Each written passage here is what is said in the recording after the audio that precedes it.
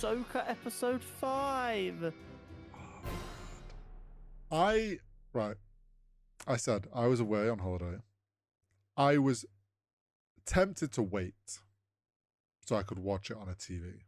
Obviously, I knew I wouldn't have the best signal. But as each passing day, I was like, I think by Friday, I was just like, I can't risk spoilers. I was no longer scrolling social media. And I knew people had said, oh my God, this episode and stuff. So I was like, I can't. I have to watch it. I'm so fucking glad. I'm so glad I did. Because, oh my God, episode 5. Masterpiece. Oh, I don't know. I will say this. Ahsoka, very quickly, I would say now has become my favorite Star Wars show. And I would even say episode 5 is probably my favorite episode ever. I'm not willing to put Ahsoka above Andor. I think the problem is, and it's not actually a problem. But for me, I am aware that a lot of Ahsoka relies on, I don't want to call it nostalgia because that downplays it, but it requires on feelings towards actors and previous content. Yeah. Whereas Andor exists in the universe, but its own encapsulated story. Yeah, I get you. And for that reason alone, I can't put it above Andor yet, but it is still peak Disney Plus TV. It's absolutely one of the best. Dave's gone full, like he is can you giving refer us a to the feast. chef, please? Chef Because Dave. man is cooking. He really is.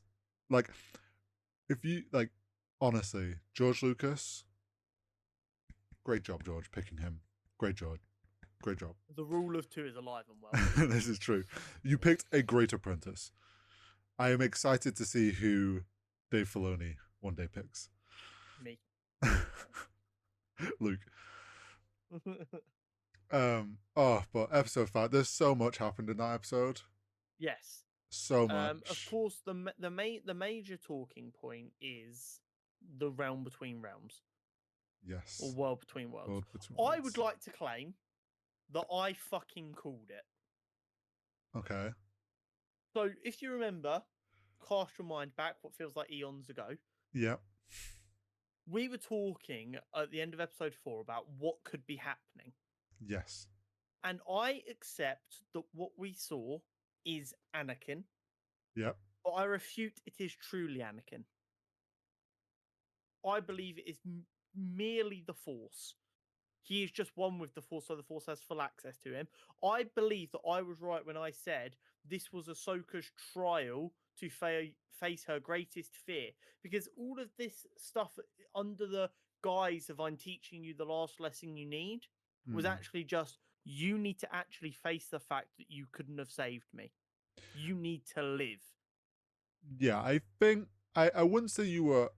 The way I see it is, I think I was wrong with my prediction that like it wasn't actually like there was a trap there. Yeah.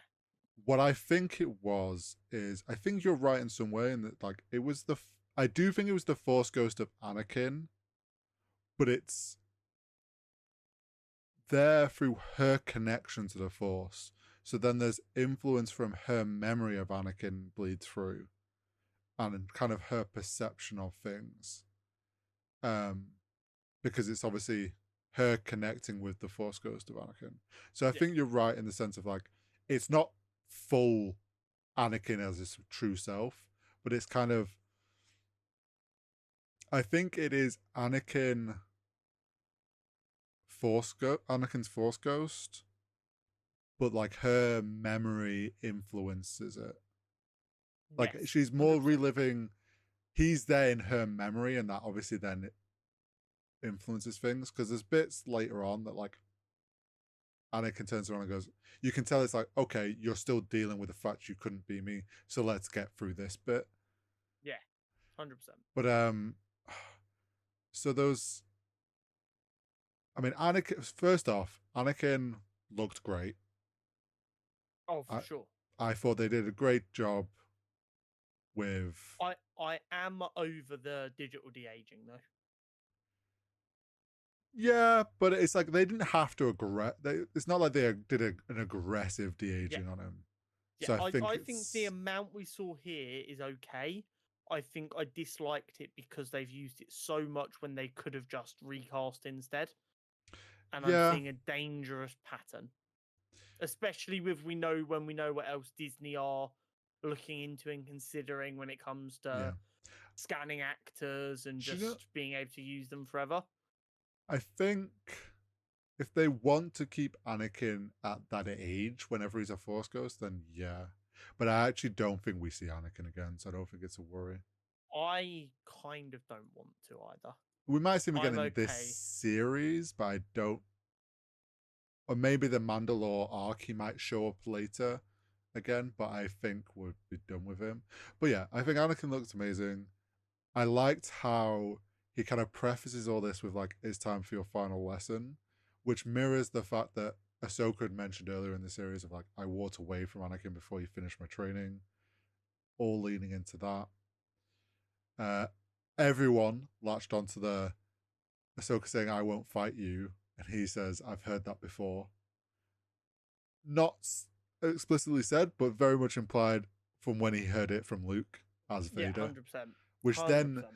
is why I think it is Anakin's Force Ghost mixed with her memory influencing things. 100%. Um, Anakin did the spin. Yeah. He did the spin. Everyone, I know for a fact that everyone watching that was like, hup, hup, hup, hup. When he, 100%. It is the Leonardo DiCaprio meme from yeah, Once Upon a Time in Hollywood. yeah, The other thing I quite enjoyed was I found out that Rosario Dawson and mm, Hayden Christensen also went to acting school together. yes, they did. So they've known each other for a really long time, and this is the first time they've got to work together. Yeah, and the fact that So they get like, to play these characters. yeah. So for them, it was like, oh, we get to play two characters who are really close, and we also like get to be really close. Yeah. Oh yeah, Um, it works perfectly. Like it's like the perfect casting choice because then that energy of that friendship energy does show through. the Uh, wild thing, cool. which although we've always been aware that Ahsoka was a child during the Clone Wars, Yes. seeing an actual goddamn child in the Clone Wars really hits a lot harder. Yeah. Like a lot harder. She Like seeing wasn't, how and young like, Ahsoka looks during the siege of Mandalore, mhm. you do just find yourself going, "Oh my god, someone get this child out of here!" Yeah, it's wild, and when you think about like she wasn't the only one during that time, obviously. Yeah, I will say so. Obviously, we got she's having the fight with Anakin. I don't think I wasn't expecting him to cut the floor. Like I was like, oh shit, what happens now? It was like oh a sure. new moment of like not what I expected from the World Between Worlds. And we go into like her memory, and we get like you say, live action young Ahsoka finally, full circle moment. I think the actress that played her looked great. Are you aware of who that actress is? It's the young Gamora, right?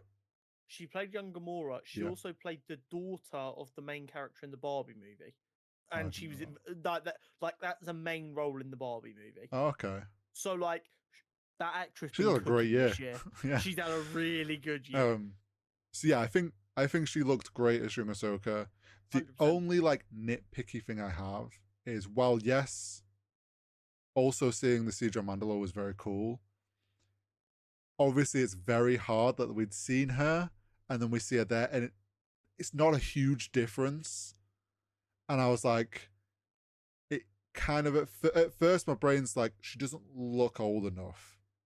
They tried to make her look a bit different and give like the way she was also kind of presenting herself, but because Yeah. obviously it was very quick back to back, I'm like, you look too young for the Siege of Mandalore.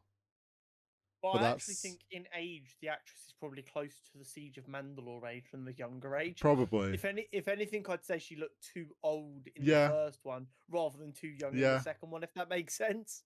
But I do I get your point. I think there was just like they could have given her more of the points up that she Yeah. has when she gets a bit older that maybe would have sold it a bit better. But like we got live action Clone Wars, like first like Clone Troopers, the lot like fucking sick. Um Did you see everyone's favorite part from one of the flashbacks as well? the him The walking away. no, the Battlefront clone. No, I didn't notice So that. from the old Battlefront games, there's a running Easter egg joke, and it's Right. a clone who runs like really upright in a full Oh. white suit, who just goes just like the simulations. And there was a clone trooper in that all white Oh, that's outfit great. running the exact same way right at the very beginning of I think the first flashback. That's great. And everyone was like, oh. I've seen online that someone sort of worked out what this is a memory of, and they Yeah, it was reckon like, it's Ryloth. yeah, So, which is the planet where the Twi'leks are from. yeah. Um, and obviously in Clone Wars, we don't see what Anakin was up to. We just get him like giving a report of like, oh yeah, we've done so and so. So people are reckoning it's that. I saw some people being Right. like, so dusty, we couldn't see anything. It's like, well, yeah, it's a memory slash dream. It's not. But also, is Ryloth not really important because Hera's dad was the Yeah. person they worked with on Ryloth? Well, yeah, Hera's dad is the one that ended up liberating it. Yeah. So it's Yeah, no, it was an important point. Yeah. Dave Filoni's been in the kitchen for decades. Yeah. The walkaway shot. Well, I loved how also they were playing it as like Ahsoka, young Ahsoka obviously had the memories of Ahsoka. She's like, wait, this is the Clone Wars, and like, yeah, no shit. um, but then the Anakin walk away shot that then flashes to him as Vader, and the clever thing of like when he's Anakin, he's got the troopers are running besides him, flashes to Vader, and he's got no one around him. Like subtle thing like that. Look, like that. Those scenes were so well done. Yeah. And then yeah, we got the siege on Mandalore, Yeah. the Death Trooper, the Death Watch. They look sick. So good. Um, I know all of us were there for a second, like, go on, just give us a flash of her fighting with her as Maul. That's yeah, what everyone was sat there that like, go on, just would give us have a been. second. The internet would have exploded. But I mean the huge thing that everyone loved. We got Rex. We finally got official Rex in live. 2 times. I kind of wish they clearly only made him one helmet because he didn't have the orange face paint for the Siege of Mandalore, which I'm fine with it. I know some people were like, oh, he's meant to have this helmet. It's like, well, allow it. It's a memory. If you could play it off as like she's remembering how she always saw him most of the time, which was just the normal helmet. Yeah. It was also interesting in the credits, he was put down as Commander Rex, not Captain Rex. Yes. Because in the Siege of Mandalore, she promoted him to Commander. Yep. Which I enjoyed. Oh yeah, like it fed the fans. That whole 100%. flashback was, if anything, pure fan service. What I don't like, Okay. and I'm going to be, and it's not actually critical of the show here, it's critical of the fans. People going straight on the internet and screaming, give us live action Clone Wars, give us live action Clone Wars. It's disrespectful because we've been sat here for what feels like forever now fighting that animation is valid and that the adults who think they're too good for animation need to grow up and just watch it. I finally got my dad to the point where he started watching Clone Wars the other night. Nice. Like, we're winning here. Your gut reaction to seeing something that was a cartoon get a live action reference being now give it all of us in live action just once again solidifies that opinion of, oh, okay, well, animation doesn't matter. Ahsoka, while I'm loving this show, works better in animation because of her fighting style. Yeah, young Ahsoka. The battle with Maul on Mandalore Yeah, would not look anywhere near as good in live no, action. it wouldn't. Oh yeah, there's definitely like you can have way more fun with the Force and lightsabers in animation. There's a reason Star Wars works so well in animation. And yeah, I don't think people are right for now wanting all of Clone Wars to be live action. Like, no, I think if they did that, it ruins it and it wouldn't 100%. have the same feel. I think I'm more than okay with them doing flashbacks like this, or if they bring the odd character into live action. Like, if we, by the end of the series, get like an old Rex shows up, fully okay with. Um, but yeah, I don't think people should be wanting full live action Clone Wars. No, Oh, the moment when Anakin, like we were saying, that like it gets to the point where it's clearly more of Ahsoka's memory, and Anakin's kind of like, okay, before we can finish this lesson, we need to get past this like grudge you're holding that you didn't get to finish our fight. So I'll give you the fight. And he goes like full Sith Anakin.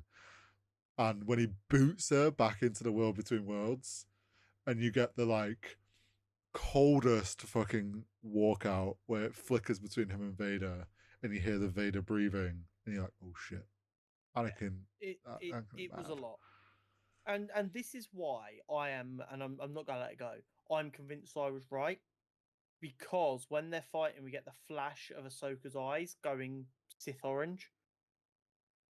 Yeah, I do think there was a lot of Like it maybe if it's not like a shot for shot, it's definitely that same theme that we've seen with Rey and Luke and now Ahsoka of for you to actually be a fucking Jedi, you've got to fight the dark side, and the dark mhm. side doesn't have to be a person. Sometimes it's got to be the dark within you. I think I do think this is definitely like the Force. Like the Force has brought her to the world between worlds. It is his Force ghost, but obviously her memories and her Force is influencing things. Anakin's gonna show her like Anakin's Force ghost is gonna play into what her thought like what she's wanting, because that's the Force is all connected in that way. So, but yeah, I thought it was a very cool episode, and like she learned that lesson, like she disarmed him, and you see like when she throws him away and she goes, no, I choose not to fight, and his like it all just fades away, and it's like, okay, you've succeeded. I've passed on that final lesson. I also really enjoyed the kind of bits we got with young Ahsoka where that she's talking about like, so I'm just a soldier, and talking about the fact that like she didn't get to be a Jedi. No, Anakin had to train her to be just a soldier, and that is why she left it and got to kind of play into that. And then we got it was a, I and I really enjoyed that because a big valid criticism of Star Wars for a long time is we're supposed to believe Jedi peacekeepers, yet mm-hmm. all we see them do is fight. So Yeah, Ahsoka like being stood there going, I never got to be an actual Jedi because all I was doing was fighting, is a very easy way of just going, no, listen, Jedi aren't supposed to fight as much as they are. mm-hmm. We get it, Well, yeah, but it's called Star Wars. yeah. Well, it's that thing of like Anakin's like, I had to become a soldier. Even I was trained to be a Jedi and became a soldier, so I have to teach you to be a soldier. I have to teach you what I've learned and when I only know to be a soldier. Yeah, We got Ahsoka the White. yeah.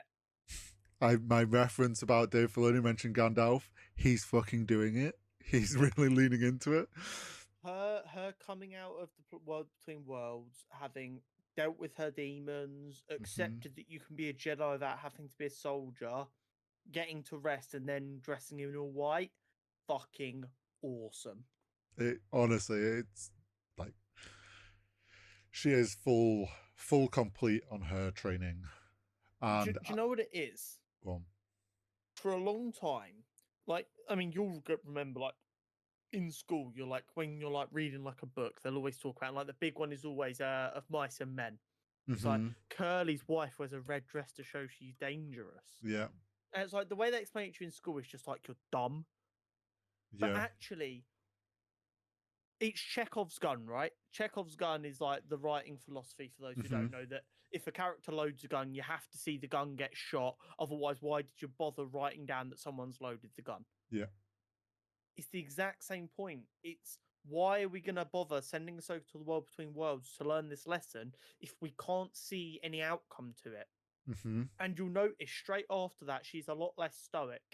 Yes. And going back to people moaning that she was too stoic, like we said, she's just been a warrior her entire life. She'd only known war. She hadn't Yep. healed from it. She just accepted it. She's now started to heal from it. She's smiling again.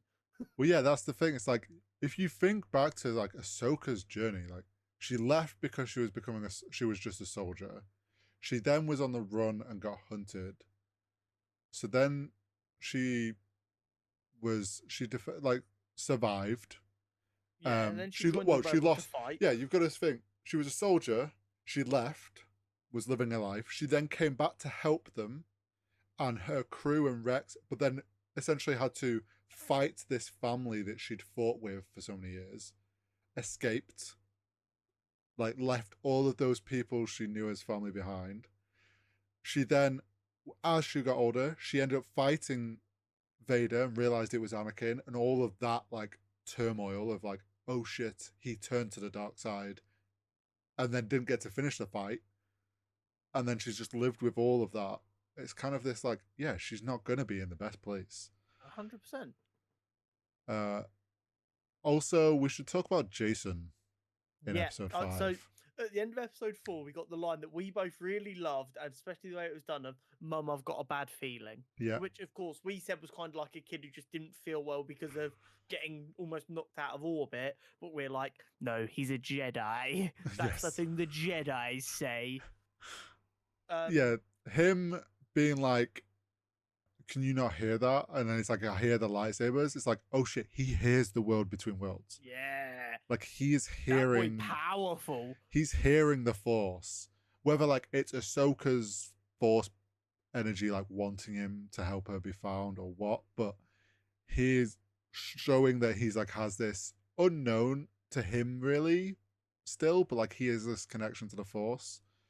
And obviously Hera being like realizing what he's on about and knowing, oh shit, he's showing like that he and then being like, I have to take this seriously.